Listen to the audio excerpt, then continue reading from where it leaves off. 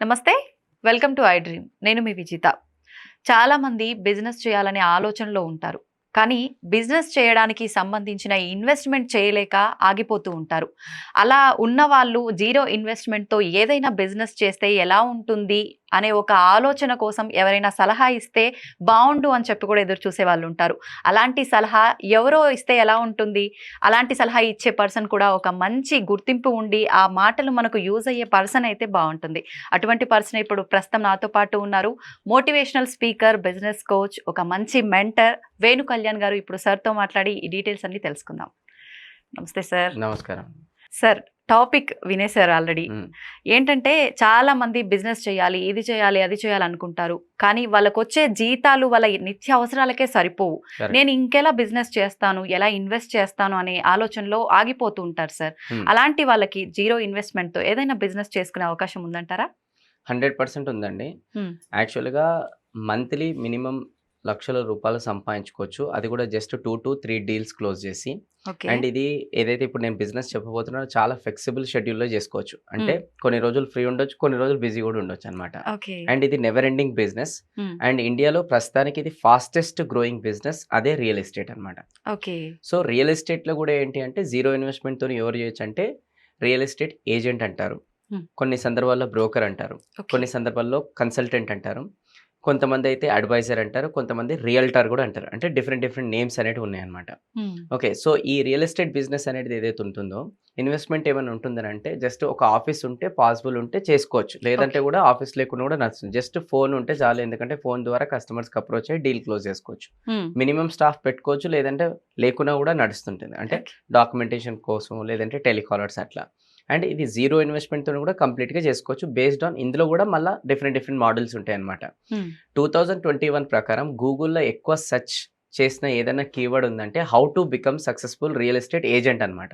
Okay. Okay. Google ట్రెండ్‌లో ఇది చెప్తుంది అనమాట. హ్మ్. సో, ఈ రియల్ ఎస్టేట్ ఫీల్డ్‌లో గూడా యాస్ ఎ ఏజెంట్‌గా డిఫరెంట్ డిఫరెంట్ సెగ్మెంట్స్ ఉంటాయి. అన్ని సెగ్మెంట్స్‌లో చేస్తే మళ్ళా సక్సెస్‌ఫుల్ గారు. ఈ హ్మ్. మధ్య కాలంలో రియల్ ఎస్టేట్ అంటున్నారు. ఏం చేస్తారంటే అన్నీ చేస్తాం అంటున్నారు. అవును. సో, అవును. దీంట్లో ఏదైనా ఒకటే సెగ్మెంట్ ఎంచుకోవాలి. హ్మ్. ఒకటొచ్చేసి రెసిడెన్షియల్ ప్రాపర్టీ బ్రోకర్ అంటారు. ఓకే. అంటే ఓన్లీ ఇండిపెండెంట్ హౌసెస్, ఇల్లులు ఏమైనా కావాలంటే ఆ ఫీల్డ్‌లోనే మనం ఇప్పించేటట్టు ఉండాలొకరు. హ్మ్.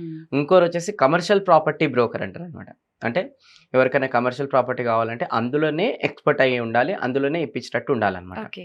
ఇంకోరొచ్చేసి ఏందంటే లగ్జరీ ప్రాపర్టీ డీలర్ అంటారనమాట. అంటే ల్యాండ్స్ రిలేటెడ్ ఇప్పించడం. ఓకే. ల్యాండ్స్‌లో కూడా మళ్ళీ డిఫరెంట్ ఉంటది. ఒక అగ్రికల్చర్ ల్యాండ్ ఉంటది. హెచ్ఎండిఏ, డీటీసీపీ, ఫార్మ్ ల్యాండ్ ఉంటది. హ్మ్. ఏదైనా ఒకటే ఎంచుకోవాలి అందులో కూడా. ఇంకోటొచ్చేసి ఏందంటే లీజ్ ప్రాపర్టీ బ్రోకర్ అంటారనమాట. హ్మ్. ఎక్కడైనా ప్రాపర్టీ ఉంటే ఇంకొకరికి లీజ్‌కి ఇప్పిస్తే బేస్డ్ ఆన్ దట్ దాంట్లో కమిషన్ వస్తది. హ్మ్. ఇంకోటి రెంటల్ ప్రాపర్టీ బ్రోకర్. ఇది కూడా చాలా డిమాండ్ ఉంది. ఎందుకంటే అదర్ స్టేట్స్ నుంచి ఈరోజు హైదరాబాద్‌కి చాలామంది వస్తున్నారు జాబ్స్ కోసం.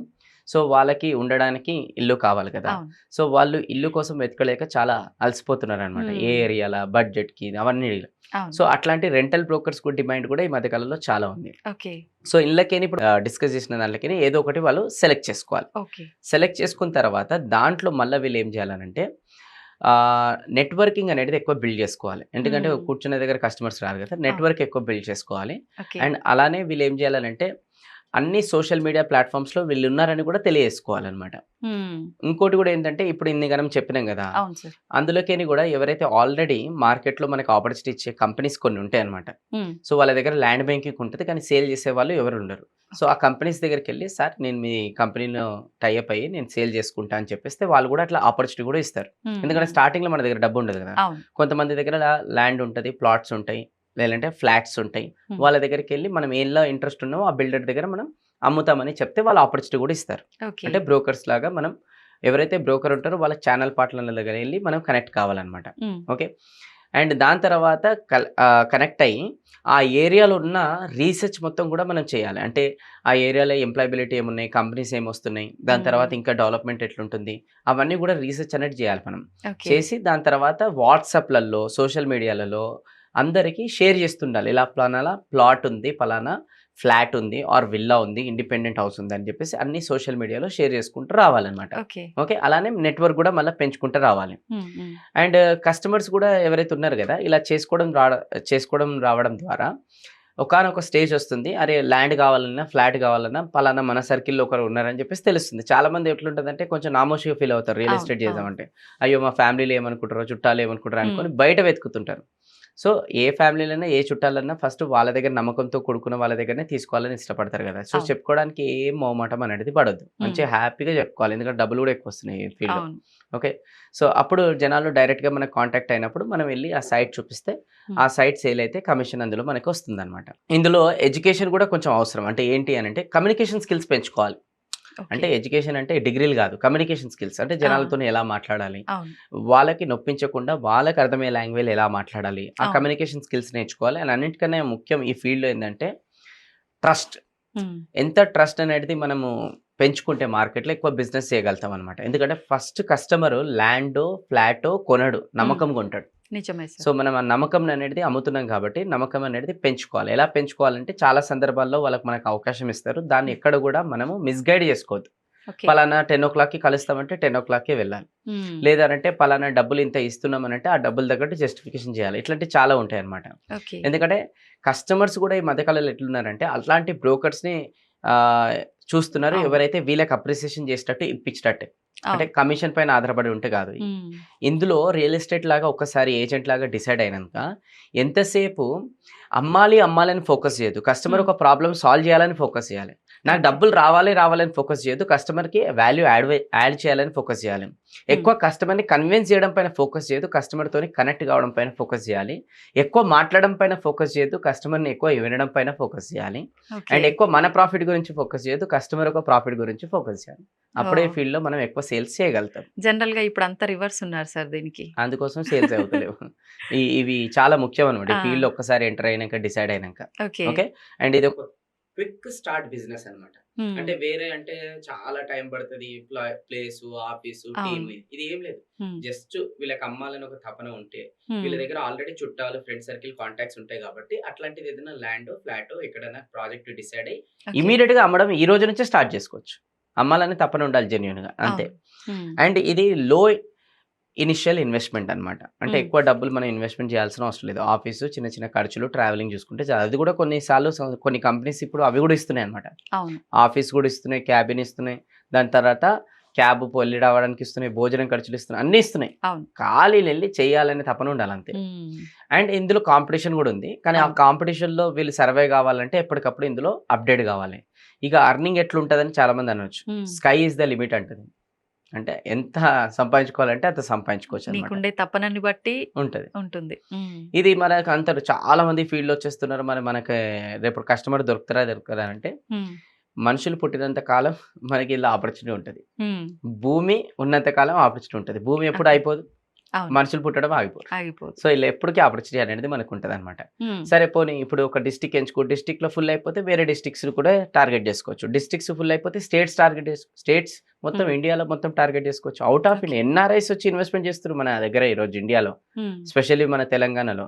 ఇప్పుడు రాబోయే టైంలో ఆంధ్రాలో కూడా ఇన్వెస్ట్‌మెంట్ స్టార్ట్ అయితది. ఎందుకంటే ఓకే. మంచి చంద్రబాబు నాయుడు గారు గవర్నమెంట్‌లోకి వచ్చారు కాబట్టి అమరావతి చాలా స్కోప్ ఉంది ఇప్పుడు హ్మ్. డెవలప్ హ్మ్. అవ్వడానికి.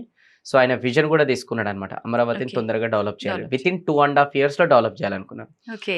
టాపిక్ వచ్చింది కాబట్టి దాని రిలేటెడ్ కూడా చెప్తా. ఆ! సార్. చాలామంది ఆంధ్ర సైడ్ ఇప్పుడు ఇన్వెస్ట్‌మెంట్ చేయడానికి కొంతమంది ఆహ్, ఆలోచిస్తున్నారు. ఆలోచిస్తున్నారు. సో, 2014లో అమరావతి ఎస్టాబ్లిష్ చేయాలని చంద్రబాబు నాయుడు గారు డిసైడ్ చేసుకున్నారు. హ్మ్. అయితే అప్పుడు ఎస్టిమేషన్ ఏసిర్రనమాట. 2024 వరకు అమరావతి కంప్లీట్ చేయాలి. Okay. And minimum 50,000 crores budget అయితుందని ఎస్టిమేషన్ ఏసారు. హ్మ్. అట్లా దాని ప్రకారం చంద్రబాబు నాయుడు గారు ఏం చేశారంటే ల్యాండ్ అక్వైర్ చేయాలి కదా! రైతులకు ఒక స్పీచ్ ఇచ్చారనమాట. ఓకే. గవర్నమెంట్‌కి నమ్మి మీరు నాకు ల్యాండ్ ఇస్తే మీకు నెలకి సంవత్సరానికి ఇంత ఇన్‌కమ్ ఇస్తాము. అట్లనే మీకు అమరావతి ఏదైతే మనం ప్లేస్ బిల్డ్ చేస్తామో అందులో కూడా మీకు కొంచెం ఆపర్చునిటీ ఇస్తామనమాట. అంటే హ్మ్. ల్యాండ్ ఇస్తామని చెప్పారనమాట. ఓకే. కమర్షియల్‌ది, రెసిడెన్షియల్‌ది ఇట్లా. హ్మ్. అట్లని రైతులు కూడా ఇచ్చేసిర్రు ల్యాండ్. అంతా బాగానే ఉంది. కన్‌స్ట్రక్షన్ స్టార్ట్ అయింది. మోడీ హ్మ్. గారొచ్చి శంకుస్థాపన కూడా చేశారు. కొంచెం కొంచెం వర్క్ స్టార్ట్ అవుతుందని అంటేనే 2019లో ఆటోమేటిక్‌గా జరగాలని జరిగింది. అంటే అవును. చంద్రబాబు నాయుడు గారు ఓడిపోయారు. జగన్ వచ్చిన తర్వాత ఏం చేశారాయన, అమరావతి ఇప్పుడు డెవలప్ మనం చేయట్లేదు. ఇంకా మనం మల్టిపుల్ ఎస్టాబ్లిష్ చేద్దాము. హ్మ్. ఎందుకంటే అమరావతిని డెవలప్ చేస్తే చంద్రబాబు నాయుడు గారికి పేరొస్తదని. అవును. సో, ఇదొద్దు అని చెప్పేసి ఆయన హోల్డ్ చేసేసిండు ఆ హ్మ్. ప్రాజెక్ట్‌ని మొత్తం. So, okay. దీనివల్ల ఆ మార్కెట్ మొత్తం డౌన్ డౌన్ అయిపోయింది. అయిపోయింది. మళ్ళా ఇప్పుడు బ్యాక్ కథల ట్విస్ట్ ఏంది, చంద్రబాబు నాయుడు గారు వచ్చేసారు. వచ్చేసి రాగానే ఇమ్మీడియట్ గా అమరావతి మనం చేయబోతున్నాము, విత్ ఇన్ 2.5 hours 2.5 years లో చేయబోతున్నాము అని అన్నారు, డిక్లరేషన్ అనమాట. కాకపోతే ఇందులో ట్విస్ట్ ఉంది మళ్ళీ. ఏంటి సార్ అది? ఏంటంటే అప్పుడు 2014లో అమరావతి 2024 వరకు అయిపోతుందని చెప్పేసి చాలా బ్యాంక్స్ నుంచి లోన్స్ కూడా తీసుకున్నారు, రైతులకి ల్యాండ్ కూడా తీసుకున్నారు. ఓకే. అండ్ దాని తర్వాత కొన్ని 10,000 కోట్ల పైన ఖర్చు అనేది అయ్యింది. Okay, and okay. Estimation budget 50,000 crores. ఓ. కానీ అప్పుడు అది, ఉమ్, ఉమ్. కానీ ఇప్పుడు ఎక్కువ స్టీల్ అవుతుంది. ధర, ఇసుక ధర, సిమెంట్ ధర అన్ని ధరలు పెరిగిపోయినాయి కదా. అవును, అవును. ఇప్పుడు మళ్ళీ ఎస్టిమేషన్ వేస్తే 1,00,000 కోట్ల ఎస్టిమేషన్ వచ్చింది, ఓ, డబుల్. డబుల్. సో అయినా కూడా చంద్రబాబు నాయుడు గారికి ఒక కాన్ఫిడెన్స్ ఉందన్నమాట, ఈ ప్రాజెక్ట్ అయిపోతుందని. ఎందుకు అయిపోతుంది అంటే రీసెంట్గా మన బీజేపీ గవర్నమెంట్ మళ్ళా ఫామ్ కావడానికి కారణం, వన్ ఆఫ్ ద రీజన్ మన ఆంధ్రప్రదేశ్ నుంచి చంద్రబాబు నాయుడు గారు. ఎందుకు అనంటే అక్కడ సపోర్ట్ చేసిండు కాబట్టి ఆయన ఫామ్లోకి వచ్చారు. ఆ. సో సపోర్ట్ చేసినప్పుడు సపరేట్ బడ్జెట్ అనేది కేటాయించాలి ఇప్పుడు నెక్స్ట్ అవును, బడ్జెట్లో, అవును. ఏది అమరావతి ఫామ్ కావడానికి. సో చంద్రబాబు నాయుడు కాన్ఫిడెన్స్ ఉంది, మన ఎవరు మోడీ గారు కూడా డబ్బులు ఇస్తాడని ఇప్పుడు. ఓకే. ఇంకోటి ఇప్పుడు డెవలప్మెంట్ అవుతుంది కాబట్టి వేరే దగ్గర నుంచి కూడా ఫండింగ్స్ ఉన్నాయి. సో ఎటువై 2.5 yearsలో చంద్రబాబు నాయుడు గారు చాలా పెద్ద విజన్ తీసుకొని అమరావతిని బిల్డ్ చేస్తున్నారు కాబట్టి excellent, one of the best city అవుతుంది మన ఎంటైర్ ఇండియాలో, ఎంటైర్ వరల్డ్లో కూడా అనొచ్చు. ఓకే. ఓకే, అందుకోసం అక్కడ ధరలు అనేది చాలా పెరిగిపోతున్నాయి, రియల్ ఎస్టేట్ స్కోప్ కూడా ఎక్కువ ఉంది. అక్కడ కూడా ఆంధ్ర సైడ్ కూడా రియల్ ఎస్టేట్ ఎవరైనా కెరియర్ లాగా తీసుకోవాలనుకుంటే 100% చేయొచ్చు అని ఇదంతా స్టోరీ చెప్తున్నాను. Okay, okay. అంటే అనుకుంటారు కదా మా దగ్గర అవునవును. ఏంటి అని, స్కోప్ ఉంది అనమాట. సో ఇందులో చాలా ఇంపార్టెంట్ ఏంటంటే టైం వాల్యూ ఆఫ్ మనీ అనమాట. ఒక గవర్నమెంట్ ఎంప్లాయీ ఎవరైతే ఉంటారో 12 సంవత్సరాల వరకు ఇంటర్మీడియట్ చదువుతారు, 3 సంవత్సరాలు డిగ్రీ అవుతారు, అంటే టోటల్ 12 + 3 15 సంవత్సరాలు ఎడ్యుకేషన్కి ఇస్తారు. అవును. అండ్ ఇన్వెస్ట్మెంట్ నర్సరీ నుంచి ఎడ్యుకేషన్ అయిపోయే వరకు 15 lakhs rupees యావరేజ్ చేస్తాం మనము. ఓకే. అండ్ వారంకి ఒక 48 గంటలు పనిచేస్తారు, అండ్ నెలకు సంపాదిస్తారు 60,000. ఒక ఇంజనీర్ వచ్చేసి 12 సంవత్సరాలు ఇంటర్మీడియట్కి, 4 సంవత్సరాలు ఇంజనీర్కి, అండ్ దాని తర్వాత టోటల్ 16 సంవత్సరాలు ఇస్తారు. ఇన్వెస్ట్మెంట్ 20 లక్షల రూపాయలు అవుతుంది ఎడ్యుకేషన్కి, అండ్ వారంకి 60 గంటలు పనిచేస్తారు, నెలకు 1,00,000 రూపాయలు సంపాదిస్తారు. ఒక డాక్టర్ 12 సంవత్సరాలు వచ్చేసి ఇంటర్మీడియట్కి, 5 సంవత్సరాలు వచ్చేసి ఎంబీబీఎస్కి, 40 lakhs rupees ఇన్వెస్ట్మెంట్, అండ్ వారంకి 70 గంటలు పనిచేస్తారు డాక్టరు, అండ్ నెలకి 2 లక్షలు ఇన్కమ్. కానీ ఒక రియల్ ఎస్టేట్ ఎవరైతే ఫీల్డ్ కన్సల్టెంట్, ఏజెంట్, బ్రోకరు, వీళ్ళు పుట్టినప్పటి నుంచి ఇప్పటి వరకు ఈ ఫీల్డ్ ఏం చదువుకోలేదు, అంటే జీరో. ఇన్వెస్ట్మెంట్ ఏమైనా చేశారంటే జీరో. వారంకి 26 గంటలే పనిచేస్తారు, కానీ నెలకి 3 నుంచి 5 లక్షలు సంపాదించే స్కోప్ ఉంది. ఓకే. అందుకోసమే కొంచెం దీనికి నేర్చుకోవడానికి కూడా టైం ఇస్తే ఇంకెక్కువ సంపాదిస్తారు. అంటే గవర్నమెంట్ ఎంప్లాయీ కన్నా, ఇంజనీర్ కన్నా, దాని తర్వాత డాక్టర్ కన్నా ఎక్కువ సంపాదిస్తున్నారు ఈ ఫీల్డ్ ఎంచుకున్న వాళ్ళు, చదువుతో సంబంధం లేదు. సంబంధం లేదు. కాకపోతే వాళ్ళ ప్రొఫెషన్ వాళ్ళు గ్రేట్ నిజంగా. నిజంగా. కాకపోతే కొంతమంది అంటారు కదా, అరే మనకి అంత చదువుకోలేము, అది ఏంటంటే దానికన్నా ఎక్కువ సంపాదించే అవకాశం ఉంది, టైం ఇవ్వాలి అంతే ఈ ఫీల్డ్కి. ఓకే, కాకపోతే ఇక్కడ ప్రాబ్లం ఏంటంటే మన ఇండియన్ ఎడ్యుకేషన్ సిస్టమ్, తప్పుగా అనుకోదు ఎవరు కూడా, ఒక మిడిల్ క్లాస్ ఎలా కావాలనేది నేర్పిస్తుంది. అంటే ఏంటంటే అంత మనం ఎడ్యుకేషన్కి టైం ఇచ్చిన తర్వాత కూడా తీరా పాస్డ్ అవుట్ అయిపోయినాక ఒక ముక్క వస్తుంది, అదే సర్టిఫికేట్ ఒక ముక్క, అది తీసుకొని వెళ్తే ఎక్కడైనా 10, 20, 30 వేలు, 50,000 రూపాయల జీతం మాత్రమే వస్తుంది. ఇక్కడ ఏమైతుందంటే ఈరోజు ఈ మధ్యకాలంలో చాలా మంది బిజినెస్ ఓనర్స్ అట్లాంటి టాలెంటెడ్ పీపుల్ని ఎత్తుకుతున్నారు. ఎవరికైతే వాళ్ళకి ఏదైతే స్కిల్స్ అవసరమో అట్లాంటిది ఎత్తుకుతున్నారు. చాలా మంది గ్రాడ్యుయేట్ అయిపోయిన వాళ్ళు కూడా ఏం చేస్తున్నారంటే మంచి జాబ్లు ఎత్తుకుతున్నారు, కానీ ఇద్దరికి మిస్ మ్యాచింగ్ ఉంది.